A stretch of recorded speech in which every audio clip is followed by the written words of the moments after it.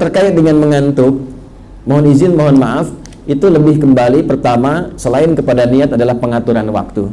Coba dicek. Mungkin ada kebiasaan yang menjadi kembali kebiasaan baru sehingga perlu adaptasi kembali. Ya, yang pertama misal belum terbiasa untuk bangun lebih awal ya dalam konteks subuh. Maka direncanakan dari awal bangun jam berapa, aktivitas disesuaikan. Alhamdulillah.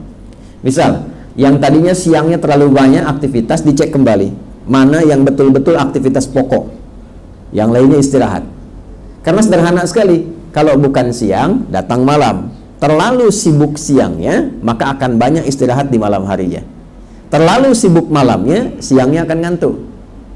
Ya, antum kalau malamnya terus aktivitas, pasti dia akan menuntut, fisik akan menuntut haknya untuk mendapatkan istirahat di siang harinya.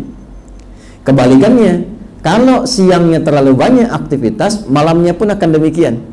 Apalagi kalau siangnya sibuk, malamnya sibuk, tidurnya telat. Itu sudah otomatis, kalaupun dipaksakan bangun dalam keadaan menjelang subuh, itu subuhnya pasti dapat ngantuk. Pasti itu. Maka apa yang dilakukan manajemen Nabi SAW? Siang beraktivitas. Nabi itu kalau sudah masuk waktu Isya, selesai Isya, silahkan cek dalam hadis-hadis. Ba'da Isya itu langsung istirahat. Cuma sedikit evaluasi dengan istri beliau tercinta. Ngobrol sebentar, evaluasi keluarga. Setelah itu menjelang istirahat beliau istighfar 70 sampai dengan 100 kali dan mengevaluasi kegiatan sebelumnya. Karena perintah dari Allah, fa idza faraghta fansab wa ila rabbika farghab. Kalau telah selesai yang sebelumnya, dipersiapkan yang akan datang. Nah, ini bimbingan ini berlakunya yang pertama itu sebelum tidur. Jadi dibiasakan sebelum tidur, apapun itu dievaluasi dulu. Baik itu ibadah akhirat kita ataupun aktivitas dunia kita. Contoh, untuk yang akhirat. Hari ini saya sholatnya dalam 5 kali itu berjamaah berapa kali? Cek dari subuh sampai Isya. Ya? Bukankah keutamaan jamaah lebih baik daripada sendirian? Ya, sholatul jamaati afdalu min sholatil fardi bi 27 darajah. Salat jamaat lebih baik daripada salat sendirian. Berapa pahalanya? 27. Nah, kita sudah tahu 27 itu. Kemudian mohon maaf, dari subuh sampai dengan Isya berapa kali yang jamaah? Berapa kali yang sendirian? Misal, hari kemarin saya jamaahnya 4 kali, 1 belum. Satunya di waktu zuhur. Maka rencanakan, minta sama Allah supaya besok kita rencanakan zuhur berjamaah. Kalau perlu malamnya sudah dirinci. Subuh di masjid A, zuhur di masjid B, ya kan? Kemudian asar, maghrib sampai Isya. Saya tanya antum Jumatan hari ini akan di mana tuh? Hah? Kalau ya jelas di masjid ya, masa Jumatan di rumah? Pasti di masjid. Direncanakan masjid mana? Sehingga dengan perencanaan itu kegiatan jadi terukur. Itu tiap malam lakukan. Lalu kegiatan dunia misalnya, ya mohon maaf, dalam sehari itu berapa kali sudah perhatian terhadap anak? Jangan-jangan pada anak pun belum sempat nyapa.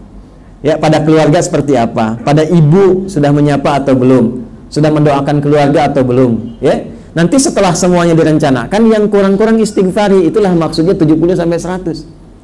Supaya dalam tidurnya Allah ridha.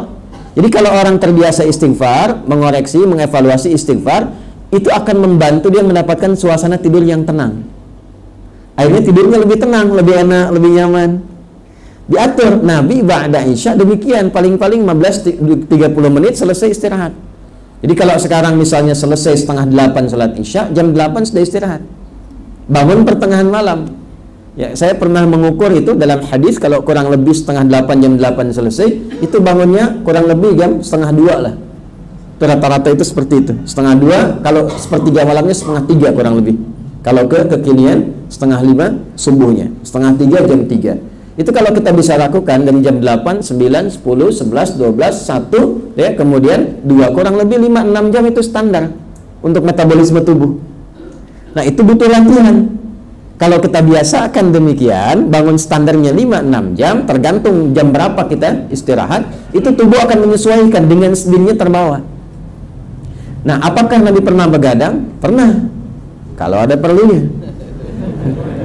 Ya, makanya kan rumusnya begadang jangan begadang. Begadang boleh saja kalau ada perlunya. Nah, Nabi itu tercatat pernah begadang kalau ada perlunya. Apa di antara perlunya? Diskusi hukum, Masih ada hukum-hukum yang didiskusikan dengan sahabat, ya. Dalam konteks berjihad misalnya, Nabi memberikan fatwa, Nabi memberikan bimbingan, itu kadang-kadang sampai lewat. Kalau kita sekarang jam 10, jam 11, ya. Tapi karena tubuh sudah terbiasa, sudah terlatih bangun jam sekian, itu terbawa lagi. Terbiasa lagi, metabolismenya sudah bisa menyesuaikan. Karena itu mohon izin dicek dulu jam berapa istirahatnya, jam berapa tidurnya. Sekarang dievaluasi kegiatannya, mana yang berkualitas, mana yang tidak berkualitas. Yang kurang-kurang bagus, dikit-sedikit dikurangi.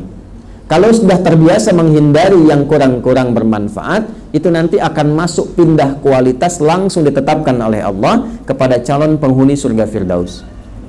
Ya, nggak cukup dengan amin, kita petakan dulu, ya. Di antara ciri khas calon penghuni Firdaus itu meninggalkan segala yang tidak penting.